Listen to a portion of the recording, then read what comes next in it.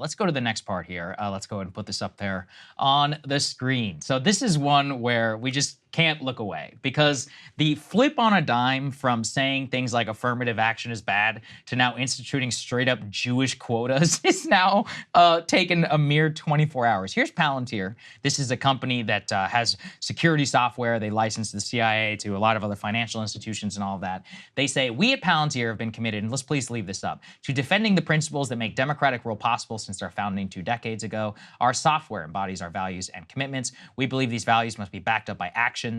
So they say students on campuses are terrified and have been instructed by administrators to hide their Judaism. I do not believe that that has literally ever happened. They say we are launching an initiative for students who, because of anti-Semitism, fear for their safety on campus and need to seek refuge outside traditional establishments of higher education. They are welcome to join Palantir, and we are setting aside 180 positions for them immediately. More details to follow. So there's a lot going on here. One is that this is a straight up quota. There's no other way to describe it. This is a quota for Jews at an American company. Someone might want to tell them that that violates the most basic practices of hiring and of discrimination, regardless of whether it's applied to blacks or whether it's applied to Jews. And I've definitely criticized it whenever I've seen it in that direction. And look, I don't know all the people behind Palantir. I only know one person. He is somebody who I have heard rail against racial admissions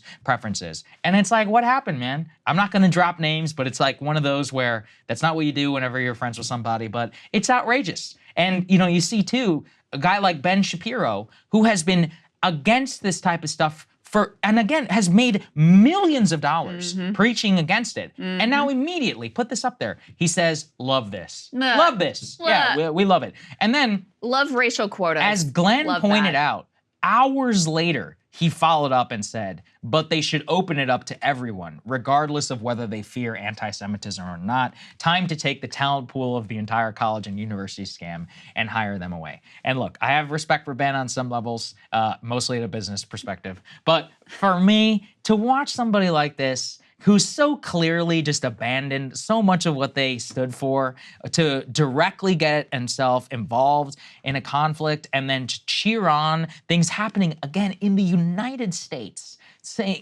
the direct quota systems for saying, and allegedly making up shit like people have been told to hide their Judaism on campus. Show me one example of that. And same with these students. I'm gonna keep calling these people, I hate doing it because I hate targeting individual ones, but they're the ones who put themselves in the discussion. One of them claims that one of their professors called them a dirty Jew. And it's like, okay, name him then. Name him, because if you can't, then I don't believe you. Show the proof. Yeah, it's like my Smollett rule is I don't believe you if you're gonna make an allegation like this unless you've got literal proof on video.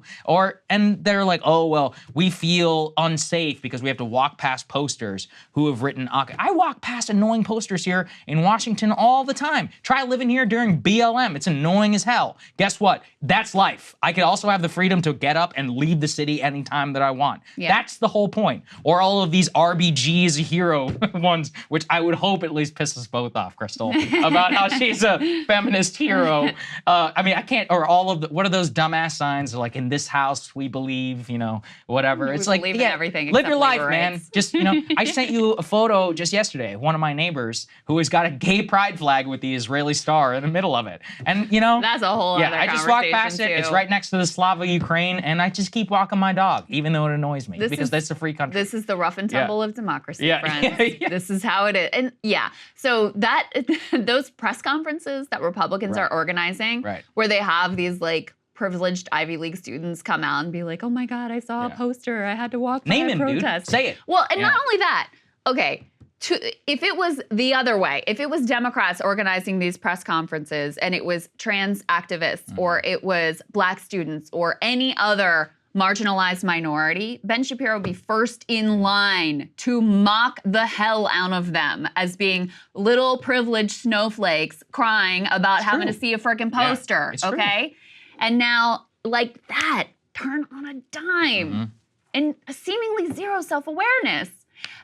And with the Palantir thing in particular, I mean, this isn't even affirmative action. right? Oh yeah, it's worse. This actually. is straight up quotas. Straight up Quotas. quotas, Yeah. which very few people on the left or liberals or whatever even call for in American life, when it comes to minorities who have suffered vast discrimination throughout our history. So you're just instantly like, yeah, quotas, I'm good for it. If they're, if they've experienced anti-Semitism on campus, quotas, we're ready for it.